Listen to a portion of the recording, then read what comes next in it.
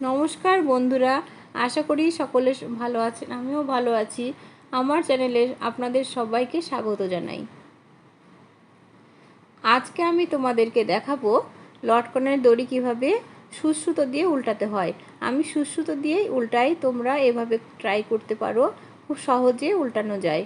এইভাবে সূচে সুতো পরিয়ে কাপড়ের সঙ্গে আটকে নিলাম। আগে থেকে আমি সেলাই করে নিয়েছি দড়িটা।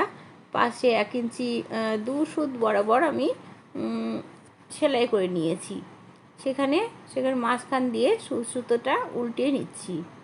এটা উল্টিয়ে নিলেই, এরকম হাত দিয়ে টেনে টেনে উল্টে নিলেই লটকনের দড়িটা রেডি হয়ে যায়।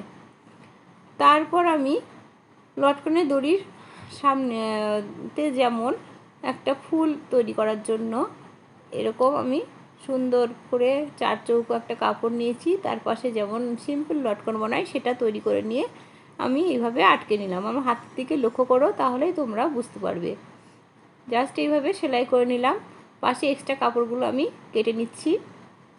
তারপরে এইভাবে আমি উল্টিয়ে নিচ্ছি, হাতের দিকে লক্ষ্য করো। উল্টে নিলেই আমার দড়িটা রেডি হয়ে গেল। এইভাবে তোমরা সুন্দরভাবে সহজভাবে তৈরি করে নিতে পারো। এরকম সেলাইয়ের কাজ আপনাদের ভালো লাগলে চ্যানেলটি সাবস্ক্রাইব করে পাশে থাকা বেল আইকনটি অন করে রাখুন। ভিডিওটি ভালো লাগলে অবশ্যই লাইক করবেন।